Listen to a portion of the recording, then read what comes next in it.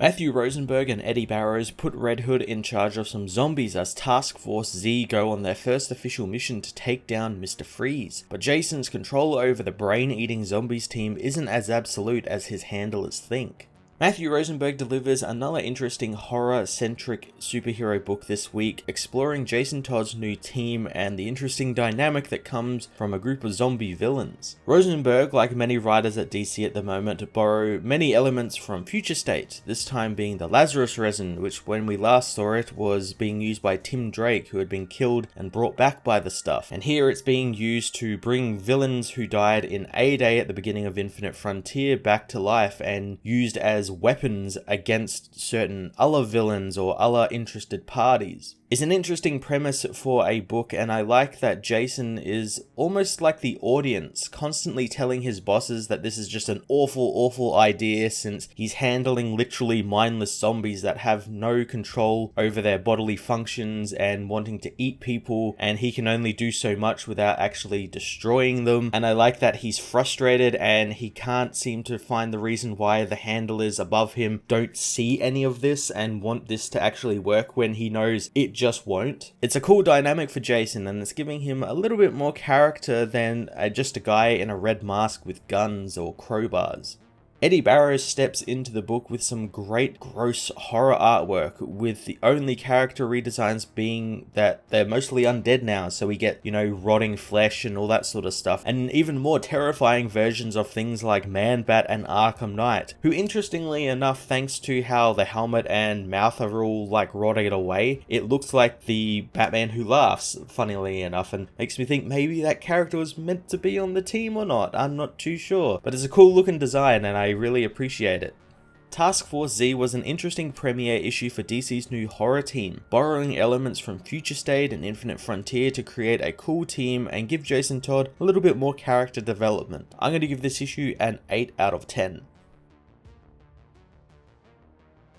Task Force Z Issue 1 finds the undead Man-Bat pursuing Crazy Quilt, who blasts the giant bat, burning him badly, but just when he thought he was safe, Red Hood knocks him down with his crowbars, wanting to ask the villain some questions regarding his bosses. Quilt refuses to go back to prison as Bane grabs him, scaring the villain who actually saw him die during A-Day. Red Hood stops Bane, wanting him to put the villain down and he'll get a treat. Bane does so and is given a Lazarus resin pill as Man-Bat attacks Quilt for burning him. Quilt demands that Jason call the monster off, so Bane pulls him off the villain. Jason radios Central Command, telling them to hurry up if they want Crazy Quilt in one piece. Later on at the chop shop, Jason showers while talking with Dr. Shelley, who says observation is part of her job, but she is more interested in dead bodies. She knows that the Lazarus resin injected into the homicidal dead metahumans is to bring them back from the dead, and it made them into weapons with no cognitive ability and cannibalistic tendencies. Jason wonders what the point of the decontamination showers are, so Shelley says that he was in contact with Man-Bat's bodily fluids and living tissue shouldn't come in contact with the Lazarus resin, since they have no clue what would happen if he were to touch it. Jason heads to his quarters only to find that Hannah Hobart is waiting for him. Jason rudely asks who the hell she is and what she's doing in a place for monsters, so Hannah demands she show her some respect, and he not use the word monsters, since the people there are his teammates. Jason says that it's not a team, and he's barely there on his own free will, and it's his job to make sure these monsters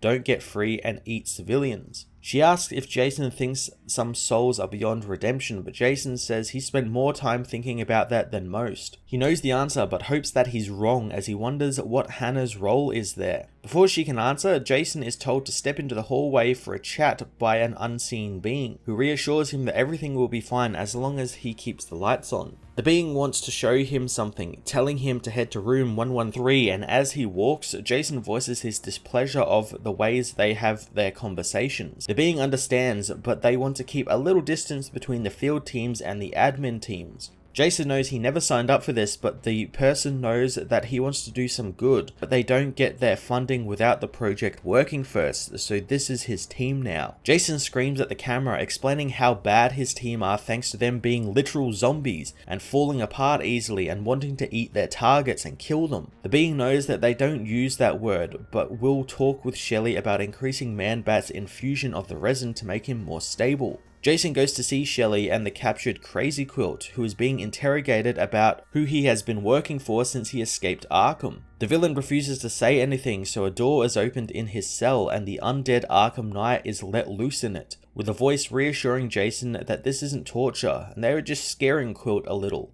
Jason knows that this is his punishment, demanding the Knight be called off or he will put down every monster in the facility and come for Director Crispin as well. Quilt decides that he will talk, so the Knight is called off by Dr. Shelley. The voice, revealed to belong to Director Crispin, says that the minute Jason stops thinking of himself as a brave hero in some fairy tale, the sooner he will realize that's not the kind of story he's in at all. Crispin tells him to suit up, and later, Red Hood briefs the zombies on their new mission, knowing that if the info from Quilt is correct, this is the target they have been after all this time. He demands the team kill no one and listen to his orders directly, and if they do, they will get more Lazarus resin.